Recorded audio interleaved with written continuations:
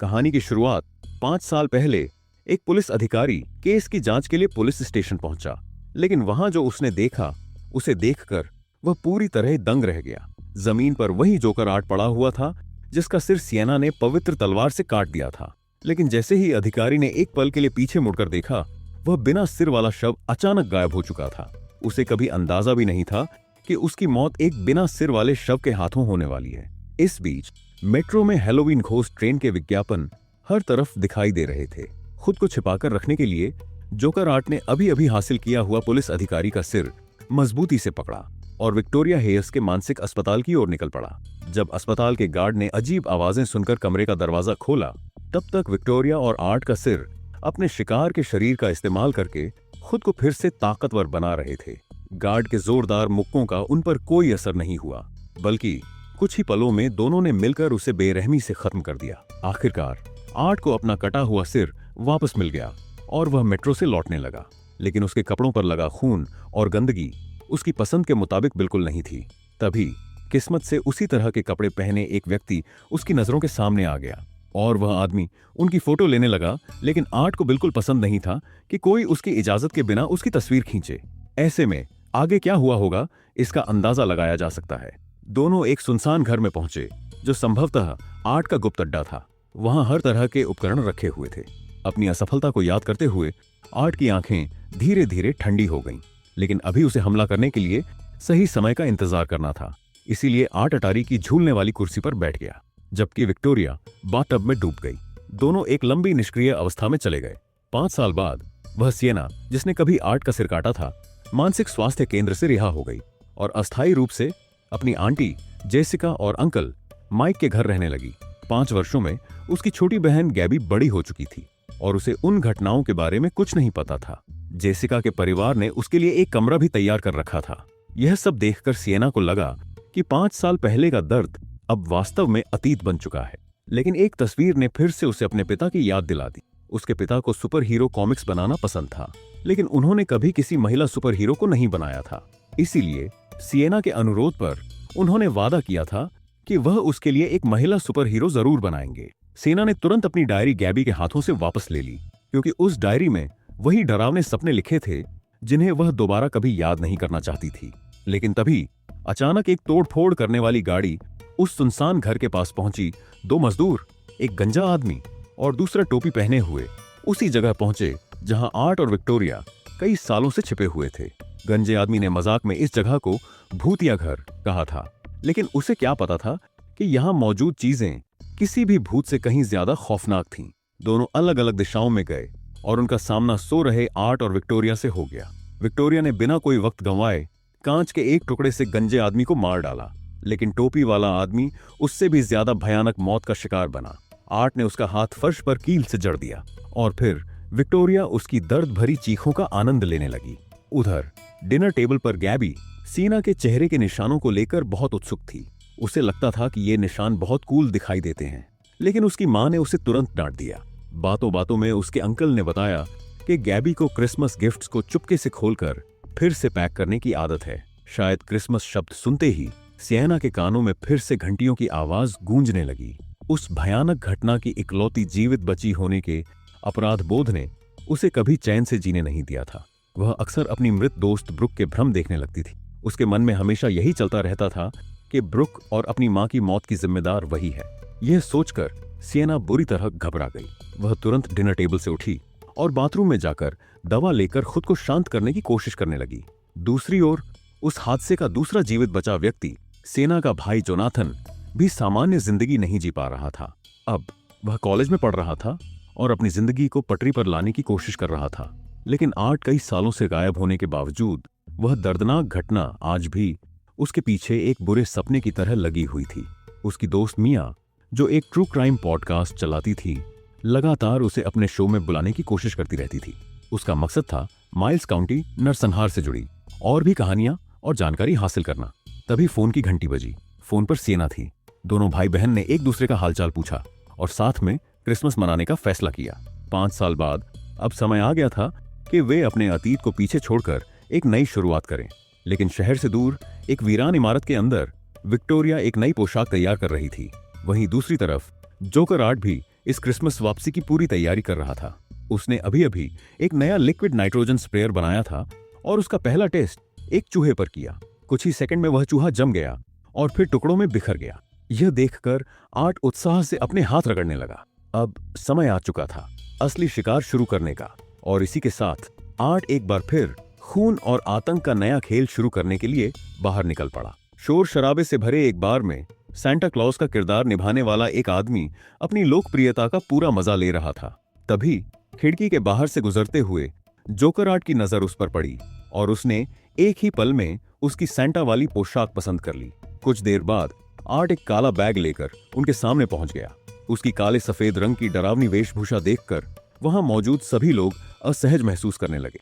Art ने उत्साह से दीवार पर लगे सांता क्लॉज की ओर इशारा किया और संकेत दिया कि वह भी एक खास क्रिसमस गिफ्ट चाहता है, और वह गिफ्ट था सांता क्लॉज की वही पोशाक। सांता का किरदार निभाने वाले व्यक्ति ने मुस्कुराते हुए उसे समझाया कि अगर सांता की असली दाढ़ी नहीं है तो वह असली सांता नहीं कहलाता। आर्ट ने यह बात ध्यान से सुन ली और उसे अपने दिमाग में बसा लिया। जब बारटेंडर ने पूछा कि उसके बैग में क्या है, तो आर्ट ने खुशी खुशी उसकी जिज्ञासा दूर कर दी। बैग के अंदर एक बड़ा हॉर्न था, लेकिन उसकी तेज आवाज से सभी परेशान हो गए और उन्होंने उसे तुरंत रोक दिया। जैसे ही सांता की टोपी उतरी, आर्ट खुशी से झूमने लगा, यहां तक कि उसे उनके साथ बैठकर शराब पीने का न्योता भी मिल गया। लेकिन वहां मौजूद सिर्फ बारटेंडर ही था, जिसे कुछ गड़बड़ होने का एहसास हो रहा था। उसने आर्ट से उसकी आईडी मांगी ताकि यह सुनिश्चित किया जा सके कि वह शराब पीने की कानूनी उम्र का है। लेकिन आर्ट के पास वह सब कुछ था जो उसे चाहिए था। उदाहरण के लिए उस मजदूर का पहचान पत्र जिसे वह पहले ही मार चुका था। हालांकि शराब का स्वाद आर्ट को बिल्कुल पसंद नहीं आया। उसने एक ही घूंट में शराब को सांता के चेहरे पर थूक दिया। यह देखकर बाकी लोग नाराज हो गए। शुरुआत में सांता का किरदार निभाने वाला आदमी आर्ट का बचाव करता रहा, लेकिन जब उसे अपने पैरों के बीच कुछ अजीब और गर्म महसूस हुआ तो उसका गुस्सा फूट पड़ा और उसने आर्ट पर हमला कर दिया। बारटेंडर ने बीच बचाव करके दोनों को अलग किया, लेकिन आर्ट लगातार अजीब चेहरे बनाकर उन्हें चिढ़ाता रहा। आखिरकार जब बारटेंडर ने उसे जोर से धक्का दिया, तब पहली बार आर्ट के चेहरे का भाव बदल गया। अचानक उसने अपने काले बैग में हाथ डाला और एक पिस्तौल निकाल ली। 2 गोलियों की आवाज गूंजी। जब तक सांता भगवान का नाम लेकर चीख रहा था, तब तक बाकी दोनों लोग सचमुच भगवान के पास पहुंच चुके थे। अब सांता अपनी जान बचाने के लिए अपनी पोशाक का सहारा लेने लगा। उसकी बातें कुछ समय के लिए आर्ट को प्रभावित करती हुई दिखाई दी, लेकिन वह नहीं जानता था कि आर्ट की मुस्कान के पीछे गोलियों से भी ज्यादा दर्दनाक सजा उसका इंतजार कर रही थी। आखिरकार आर्ट ने सांता की पोशाक पहन ली। अब उस आदमी को लगा कि शायद उसकी जान बच जाएगी, लेकिन असली शो तो अभी शुरू हुआ था।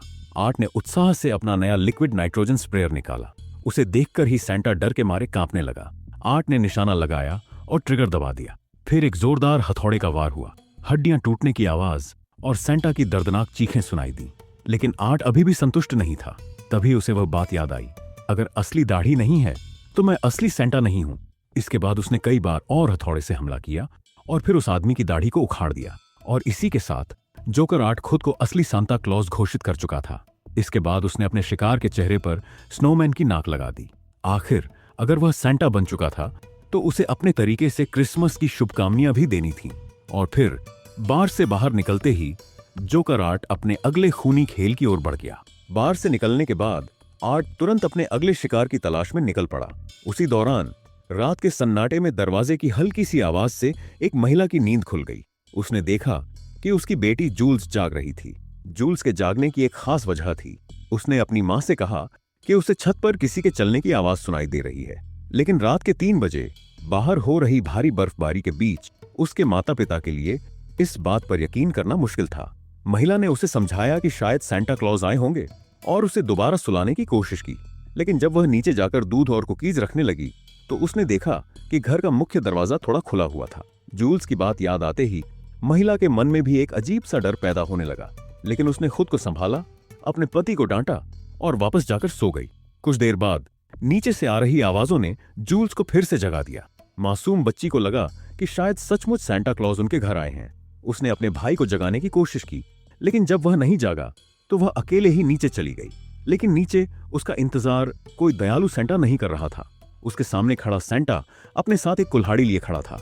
ऐसा लग रहा था कि उसे अपने पीछे खड़ी छोटी बच्ची की मौजूदगी का पहले से ही पता था, लेकिन उसने पहले उसके भाई के कमरे की ओर जाना चुना। कुछ ही पलों बाद वहां से आने वाली आवाजें हमेशा के लिए बंद हो गईं और वह कुल्हाड़ी अब खून से पूरी तरह रंग चुका था। इसके बाद बारी थी उस पति की जो पूरी रात शिकायत करता रहा था। इस बार सेंटा ने उसे ऐसी नींद सुलाया जिससे वह कभी वापस नहीं जागने वाला था। कुछ ही देर में बिस्तर की सफेद चादरें गाढ़े खून से लाल हो चुकी थीं। महिला ने अपने हाथ पर कुछ गीला महसूस किया। जैसे ही उसने लाइट जलाई, सामने का नजारा देखकर उसकी चीख निकल गई। उसके सामने कोई सांता क्लॉज नहीं था। उसके सामने खड़ा था सफेद चेहरे वाला खौफनाक जोकर आर्ट। लेकिन वह यह भूल गई थी कि चीखने से आर्ट कभी नहीं रुकता और न ही उसकी दुनिया से भागा जा सकता है।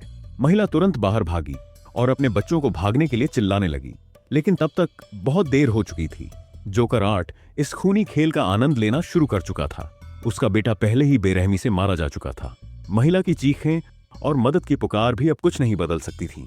कुछ ही पलों बाद आर्ट ने कुल्हाड़ी से हमला किया और उसकी आवाज को हमेशा के लिए खामोश कर दिया। इसके बाद महिला द्वारा सांता के लिए रखे गए दूध और कुकीज ने आर्ट की भूख भी मिटा दी। उसने आराम से खाना खाया और इतना ही नहीं, उसने जाते जाते अपनी प्लेटें भी साफ कर दी। घर से निकलने से पहले उसने अलमारी में छिपी जूल्स की ओर देखा और अपने तरीके से उसे क्रिसमस की शुभकामनाएं दी। इसके बाद वह अपने अगले खूनी खेल की ओर बढ़ गया। दूसरी तरफ जब जेसिका और माइक को सिएना और जोनाथन के साथ क्रिसमस मनाने की बात पता चली तो वे दोनों बहुत खुश हुए, लेकिन साथ ही उन्हें दिन में हुई घटनाओं और सिएना की दवाइयों को लेकर चिंता भी होने लगी। फिर भी जेसिका ने साफ कहा कि वह सिएना का साथ कभी नहीं छोड़ेंगी। उसी समय सिएना अपने कमरे में बैठकर डायरी लिख रही थी। तभी उसकी नजर जोनाथन के उस पुराने पत्र पर पड़ी जिसने उसकी कई पुरानी यादों को फिर से जगा दिया। जोनाथन के पत्र में लिखा था कि वह रहस्यमयी लड़की विक्टोरिया अब इंसान नहीं रह गई हैं। वे अब दानवों के लिए इस दुनिया में एक माध्यम बन चुकी हैं। ऐसे लोग जो अंधेरे, बुराई और पतन से भरे होते हैं, उन्हें दोनों दुनियाओं के बीच एक पुल के रूप में चुना जाता है। लेकिन अगर कोई दानव इस दुनिया में आता है तो उसे रोकने के लिए भी किसी का होना जरूरी है, और वह इंसान है सिएना। जब तक सिएना जिंदा है तब तक दानव पूरी तरह सफल नहीं हो सकता, लेकिन दानव भी इस बात को अच्छी तरह जानता है। सिएना को भी काफी समय से एक अजीब सा एहसास हो रहा था। उसे लग रहा था कि जोकर आर्ट बहुत जल्द वापस आने वाला है, और क्रिसमस मॉल में हुई घटना ने उसके इस डर को और मजबूत कर दिया। मॉल में चारों तरफ बच्चे क्रिसमस प्रोग्राम का आनंद ले रहे थे। वे खुशी खुशी सांता क्लॉज के साथ तस्वीरें खिंचवा रहे थे। वहीं दूसरी तरफ सिएना अपने भाई जोनाथन के लिए एक गिफ्ट चुनने की कोशिश कर रही थी। कई सालों बाद मिलने वाली थी, इसलिए उसे समझ नहीं आ रहा था कि अब जोनाथन को कौन सा रंग पसंद है या किस तरह के कपड़े अच्छे लगते हैं। आखिरकार उसे गैबी की मदद लेनी पड़ी, लेकिन तभी सिएना का ध्यान मॉल में बज रहे म्यूजिक की ओर गया। उसे ऐसा महसूस हुआ जैसे उन धुनों के बीच लोगों की दर्दनाक चीखें छिपी हुई हों। अजीब बात यह थी कि यह आवाज सिर्फ वही सुन पा रही थी। इसी दौरान उसकी नजर एक सांता क्लॉज पर पड़ी जो अपने कंधे पर एक बड़ा बैग लटकाए हुए था। उसका मासूम अभिवादन देखकर अचानक सिएना की आंखों में आंसू आ गए। शायद वह बैग शुरू से लाल नहीं था, शायद उसका रंग किसी और वजह से लाल हुआ था। तभी गैबी ने उसे आवाज दी और उसका ध्यान टूट गया। जब उसने दोबारा उस दिशा में देखा तो वह अजीब सांता क्लॉज वहां से गायब हो चुका था। सिएना ने खुद को संभालने की कोशिश की, या शायद वह उस सच्चाई को स्वीकार नहीं करना चाहती थी जिसका उसे डर था। लेकिन जब वही पुराना डर फिर से उसके दिल में लौट आया, तब तक जोकर आर्ट सचमुच वापस आ चुका था। दूसरी ओर कॉलेज में जोनाथन अपने फोन पर मिया का ट्रू क्राइम पॉडकास्ट देख रहा था। उसकी बातें सुनकर वह परेशान हो गया। कोई भी यह मानने को तैयार नहीं था कि जोकर आर्ट वास्तव में मौजूद है, बल्कि ज्यादातर लोग यह सोचते थे कि यह सब सिएना, उसके पिता और उनके परिवार की कल्पना मात्र थी। कुछ लोग तो यहां तक मानते थे कि उनके परिवार में मानसिक बीमारी की समस्या है। तभी सिएना का फोन आया। जोनाथन थोड़ी झिझक के साथ उससे मिलने के लिए तैयार हो गया। दोनों भाई बहन ने एक दूसरे से बात की, लेकिन 5 साल पहले हुई उस भयावह घटना ने उनके रिश्ते में एक दूरी पैदा कर दी थी। जोनाथन ने कॉलेज पार्टी का बहाना बनाकर सिएना के घर आने का निमंत्रण ठुकरा दिया, लेकिन तभी एक ऐसा व्यक्ति उनकी बातचीत में शामिल हो गया जिसकी वहां कोई जरूरत नहीं थी। मिया ने उनकी भावनाओं की बिल्कुल परवाह नहीं की। वह बार बार 5 साल पहले हुई उस घटना का जिक्र करती रही, यहां तक कि उसने सिएना को उस हादसे की 5वीं बरसी के कार्यक्रम में शामिल होने का निमंत्रण भी दे दिया। यह सुनकर सिएना पूरी तरह टूट गई। पिछले 5 सालों से वह हर दिन मानसिक पीड़ा से गुजर रही थी। उसने एक भी रात चैन से नहीं बिताई थी। गुस्से में उसने कहा कि मियाँ जैसे लोग वैम्पायर की तरह होते हैं। वे सिर्फ लोगों का दर्द बेचकर अपने लिए नाम और पहचान कमाना चाहते हैं।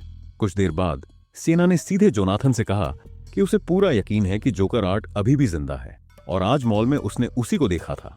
लेकिन अपनी मानसिक स्थिति और पिछले कई सालों से परेशान करने वाले ब्रुक के डरावने भ्रमों की वजह से वह खुद भी पूरी तरह निश्चित नहीं थी कि उसने जो देखा वह सच था या सिर्फ एक भ्रम। हालांकि जोनाथन की प्रतिक्रिया ने उसे और ज्यादा परेशान कर दिया। जोनाथन का मानना था कि जोकर आर्ट अब खत्म हो चुका है और अगर वह कभी वापस भी आया तो वह सिएना से इतना डरेगा कि उसके पास आने की हिम्मत नहीं करेगा। उसने कहा कि अब उन्हें अतीत को भूलकर आगे बढ़ना चाहिए, लेकिन सिएना जानती थी कि जोनाथन सिर्फ सच से भाग रहा है। जोनाथन ने पहले जो रिसर्च की थी वह सही थी। दानव अपने मेजबान के जरिए दोबारा जन्म ले सकते हैं। विक्टोरिया इसका सबसे बड़ा सबूत थी। सिएना ने यह भी कहा कि जोकर आर्ट और वह दानव कहीं छिपे हुए हैं और अपने अंतिम बदले की तैयारी कर रहे हैं, लेकिन उनकी मदद करने वाला कोई नहीं था, इसलिए अब उन्हें यह लड़ाई अकेले ही लड़नी थी। इसी वजह से सिएना ने फैसला किया कि वह उस डरावने मनोरंजन पार्क में वापस जाकर अपने पिता की तलवार वापस लाएगी, क्योंकि वही एकमात्र चीज थी जो उस दानव को रोक सकती थी। भीड़ से भरे क्रिसमस मॉल में जोकर आर्ट आराम से उस कुर्सी पर बैठा हुआ था जहां कुछ देर पहले तक असली सेंटा क्लॉज बैठा करता था। हालांकि उसकी यह पोशाक उसके कपड़ों पर लगे खून के दाग और उसके डरावने चेहरे को बिल्कुल भी नहीं छिपा पा रही थी। उसने अपने बैग से अलग अलग तरह के खिलौने निकाले और वहां मौजूद मासूम बच्चों को क्रिसमस गिफ्ट बांटने लगा। लेकिन कुछ ही देर में वहां के कर्मचारियों को एहसास हो गया कि कुर्सी पर बैठा यह आदमी उनका असली सेंटा क्लॉज नहीं था।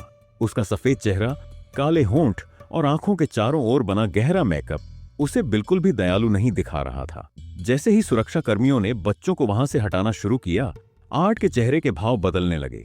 कुछ ही देर बाद उसे भी कुर्सी से नीचे उतार दिया गया, लेकिन किसी ने इस बात पर ध्यान नहीं दिया कि एक शरारती बच्चा अभी भी कोने में बैठा हुआ था और उस गिफ्ट बॉक्स को खोलने की कोशिश कर रहा था जो वहां का नहीं था। जैसे ही उसने बॉक्स खोला, एक जोरदार धमाका हुआ। कुछ ही सेकंड में खुशियों और हंसी से भरा हुआ क्रिसमस का माहौल चीखों और आग की लपटों में बदल गया। लेकिन दूसरी ओर सिएना और जोनाथन को अभी तक इस भयानक घटना के बारे में कुछ भी पता नहीं था। सिएना की बातों से परेशान होकर जोनाथन ने एक बार फिर वही दवा खा ली जिस पर वह पहले लंबे समय तक निर्भर रहा था। वह खुद को यही समझा रहा था कि यह सब सिएना के मानसिक हालत का असर है। वह अपने डर और गुस्से को अकेले रहकर और खुद को नुकसान पहुंचाने वाले व्यवहार से दबाने की कोशिश कर रहा था। लेकिन सच्चाई से भागना कभी किसी समस्या का समाधान नहीं बनता और न ही इससे जोकर आर्ट से बचा जा सकता था। इसी बीच जोकर आर्ट कॉलेज पार्टी के बाहर पहुंच चुका था। वहां वह बड़े उत्साह से सेंटा क्लॉज बनकर लोगों के लिए दरवाजा खोलने लगा। और किस्मत का खेल देखिए, सबसे पहले उससे मिलने वाली उसकी सबसे बड़ी प्रशंसक थी मिया। वही मिया जिसने जोकर आर्ट के आतंक की 5वीं बरसी पर एक खास कार्यक्रम तक आयोजित किया था। मिया अब भी सिएना के व्यवहार की आलोचना कर रही थी। उसका मानना था कि वह सिर्फ उसकी मदद करना चाहती थी। जब वह सिएना को अपने कार्यक्रम में नहीं बुला पाई तो उसने अपना ध्यान जोनाथन की ओर कर लिया। उसने अपने बॉयफ्रेंड कोल से कहा कि वह किसी भी तरह जोनाथन को पार्टी में लेकर आए, क्योंकि वह जानना चाहती थी कि किसी दानव का सामना करने का अनुभव कैसा होता है। लेकिन उसे बिल्कुल भी अंदाजा नहीं था कि बाहर खड़ा जोकर आर्ट खुद जोनाथन को ढूंढ रहा था और अनजाने में मिया ही उसके लिए रास्ता दिखाने वाली बन गई। मिया अपनी बातों में जोकर आर्ट की तारीफ करती रही। वह उसे जैक द रिपर के बाद का सबसे मशहूर सीरियल किलर बता रही थी। यह सब सुनकर आर्ट ने फैसला किया कि वह अपनी सबसे बड़ी प्रशंसक की इच्छा जरूर पूरी करेगा। जब मिया और कोल बाथरूम में एक दूसरे के साथ व्यस्त थे, तब तक आर्ट अपनी तैयारी पूरी कर चुका था। उसने अपने बैग में रखे हथियारों को ध्यान से देखा और आखिरकार एक चेनसॉ को चुना। उसे पूरा विश्वास था कि यह क्रिसमस गिफ्ट उनके लिए जिंदगी का सबसे यादगार गिफ्ट साबित होगा। चेनसॉ ने एक ही वार में कांच को चकनाचूर कर दिया। सामने खड़ा कोल कुछ ही पलों में खून से लथपथ हो गया और खुद को बचाने की हालत में भी नहीं रहा। उसकी चीखें और मदद की पुकार आर्ट के लिए किसी खास तोहफे से कम नहीं थी। जोकर आर्ट दोनों के चेहरे पर साफ दिखाई दे रहे डर का पूरा आनंद ले रहा था। इसके तुरंत बाद कोल को बेरहमी से 2 हिस्सों में काट दिया गया। बहते हुए पानी की तेज धारा भी उस गहरे लाल रंग को नहीं मिटा सकी। आर्ट खुशी खुशी खून से एक मुस्कुराता हुआ चेहरा बनाने लगा। अब अगला क्रिसमस गिफ्ट जोनाथन के लिए तैयार था। उधर सिएना डरावने मनोरंजन पार्क से वापस लौट चुकी थी। उसने अपने पिता की विजयी तलवार को एक क्रिसमस गिफ्ट की तरह पैक किया और चुपचाप एक कोने में छिपा दिया। लेकिन यह बात तेज नजर वाली गैबी से छिप नहीं सकी। उसने पहले ही सिएना की डायरी चुपके से पढ़ ली थी और अब उसकी बातों से यह साफ हो गया था। गैबी ने पूरी डायरी पढ़ ली थी। वह जानना चाहती थी कि क्या जोकर 8 सचमुच मौजूद है और क्या आज मॉल में सिएना इसलिए डर गई थी क्योंकि उसने वास्तव में उसे देखा था। अब जब बात यहां तक पहुंच ही गई थी तो सिएना ने और कुछ छिपाना सही नहीं समझा। उसने स्वीकार किया कि यह सब सच था, लेकिन वह अब भी पूरी तरह निश्चित नहीं थी कि आज उसने जो देखा वह सच था या सिर्फ एक भ्रम। तभी टीवी पर मॉल ब्लास्ट की खबर चलने लगी और उसी पल यह साबित हो गया कि यह सब वास्तव में सच था। यह देखकर सिएना पूरी तरह टूट गई। उसकी सांसें तेज हो गईं और उसने सभी से तुरंत माइल्स काउंटी छोड़ने के लिए कहना शुरू कर दिया। हालांकि आंटी जेसिका और उनके पति अभी भी उसकी बातों पर पूरी तरह विश्वास नहीं कर पा रहे थे, लेकिन सिएना की हालत देखकर उन्होंने उसकी बात को गंभीरता से लेना शुरू कर दिया। सबसे जरूरी काम था तुरंत जोनाथन को चेतावनी देना। जब फोन की घंटी से जोनाथन की नींद खुली तो उसे भी एहसास हो गया कि अब सच्चाई से भागने का समय खत्म हो चुका है, लेकिन घर लौटने का यह सफर बिल्कुल आसान नहीं होने वाला था। अंकल माइक अब भी नहीं जानते थे कि उनका सामना किस भयावह चीज से होने वाला है। वे फोन पर जोनाथन की आवाज में छिपे डर को भी नहीं समझ पाए और हॉस्टल के बाहर उसका इंतजार करने लगे। दूसरी ओर भावनात्मक रूप से पूरी तरह टूट चुकी सिएना जेसिका द्वारा दी गई नींद की दवा के असर से सो गई। अपने सपने में उसने एक बार फिर अपने पिता को देखा। अपने वादे के अनुसार उसके पिता ने उसके लिए एक महिला सुपर हीरो की तस्वीर बनाई थी, लेकिन सच कहें तो वह एक योद्धा परी थी। उसके हाथ में एक शक्तिशाली हथियार था और वह किसी भी दानव का सामना कर सकती थी। लेकिन जब सिएना उस तस्वीर को लेने के लिए आगे बढ़ी तो उसके पिता ने उसे देने से मना कर दिया और तभी अचानक उसके सामने एक भयानक दृश्य आ गया। उसने अपने पिता को देखा जो परी की पोशाक पहने हुए थे और जिन्हें जोकर आर्ट ने बेरहमी से मार डाला था। उसी दौरान पीछे से धातु पर हथौड़े की तेज आवाजें लगातार गूंज रही थीं। जब सिएना ने पीछे मुड़कर देखा तो उसने पाया कि फरिश्ते उसके पिता द्वारा डिजाइन किए गए योद्धा के कवच को तैयार कर रहे थे। जब सिएना की आंख खुली तब रात के 1 बज चुके थे। नीचे से जेसिका और माइक की धीमी आवाजें सुनाई दे रही थीं, लेकिन उनकी बातें सुनकर सिएना पूरी तरह सन्न रह गई। वे कह रहे थे कि वे तकिए से उसका दम घोंटकर उसे मार देंगे। तभी एक जाना पहचाना चेहरा उसकी ओर मुड़ा। वह कोई और नहीं बल्कि जोकर के कपड़ों में मौजूद विक्टोरिया थी। वहीं दूसरी तरफ 8 हथौड़े से यीशु की एक अजीब और डरावनी मूर्ति बना रहा था। सिएना घबराकर गैबी का नाम पुकारने लगी। वह उसे ढूंढकर वहां से भाग जाना चाहती थी, लेकिन जैसे ही वह सीढ़ियों की ओर बढ़ी, आर्ट ने उसे पकड़ लिया और नीचे खींच लिया। संघर्ष के दौरान सिएना लगातार अपनी तलवार तक पहुंचने की कोशिश करती रही, लेकिन आर्ट ने हथौड़े से हमला करके उसे बेहोश कर दिया। जब उसे होश आया तो उसने खुद को एक बेंच से बंधा हुआ पाया। उसके सामने खून से सने अखबार में लिपटा एक पैकेट रखा था और पास में उसकी आंटी निराश होकर बैठी थीं। वहीं दीवार पर टंगा हुआ बिना सिर का शव उसके अंकल का था जो जोनाथन को लेने गए थे। उनका कटा हुआ सिर क्रिसमस ट्री के ऊपर सजावट की तरह लगाया गया था। विक्टोरिया पोलारॉइड कैमरे से उनकी तस्वीरें खींच रही थी और उनका मजाक उड़ा रही थी। वह एक एक करके क्रिसमस के गिफ्ट खोल रही थी। उसने जेसिका को चेतावनी दी कि अगर उन्होंने चीखने की कोशिश की तो उनकी जीभ खींचकर बाहर निकाल दी जाएगी। लेकिन जैसे ही जेसिका के मुंह से टेप हटाई गई, उनका पहला सवाल यही था कि उनकी बेटी गैबी कहाँ है। विक्टोरिया ने सामने रखे अखबार में लिपटे पैकेट की ओर इशारा किया और पूछा, क्या तुम्हें लगता है कि इसमें तुम्हारी प्यारी बेटी है? इसके बाद उसने एक ऐसी खोपड़ी दिखाई जिसका मांस चूहों द्वारा खाया जा चुका था और संकेत दिया कि वह गैबी का सिर है। यह देखकर सिएना और जेसिका दोनों डर और गुस्से से भर गईं। सिएना जोर जोर से चिल्लाने लगी और खुद को छुड़ाने की कोशिश करने लगी, लेकिन बंधी होने की वजह से वह कुछ भी नहीं कर सकी। जब जेसिका ने गुस्से और नफरत में विक्टोरिया के चेहरे पर थूक दिया तो आर्ट ने उनके मुंह में एक पाइप ठूंस दिया। इसके बाद उसने एक चूहे को अंदर धकेलने के लिए आग का इस्तेमाल किया। लंबी और दर्दनाक यातना के बाद उसने उनका गला काट दिया और खून से सने चूहे को बाहर निकलने दिया। अब सिएना पूरी तरह टूट चुकी थी। विक्टोरिया उसका मजाक उड़ाने लगी। इसके बाद उसने सिएना के सिर पर कांटों का मुकुट रख दिया। यही वह पल था जिसे विक्टोरिया और जोकर आर्ट देखना चाहते थे। वे चाहते थे कि सिएना अपनी आंखों के सामने अपने हर प्रिय व्यक्ति को मरते हुए देखे और फिर वे उसके शरीर पर कब्जा करके उसे अंदर और बाहर से पूरी तरह नष्ट कर दें, ठीक वैसे ही जैसे कभी दानव ने विक्टोरिया के साथ किया था। लेकिन सच्चाई कुछ और थी। पिंजरे में बंद व्यक्ति गैबी नहीं थी, और वह सिर भी गैबी का नहीं बल्कि जोनाथन का था। उसी समय आर्ट अचानक गैबी को अपने साथ लेकर वहां आ गया। अब सिएना पूरी तरह टूटने के कगार पर पहुंच चुकी थी। विक्टोरिया लगातार उसकी मानसिक शक्ति को तोड़ने की कोशिश कर रही थी ताकि वह उसके शरीर पर कब्जा कर सके। अचानक तेज हवाएं चलने लगीं और दोनों की आंखों में अजीब बदलाव दिखाई देने लगे। लेकिन इस बार दानव असफल हो गया, क्योंकि चुनी हुई योद्धा होने के नाते सिएना की इच्छा शक्ति कहीं ज्यादा मजबूत थी। अब उनके पास आखिरी रास्ता बचा था, गैबी को मार देना।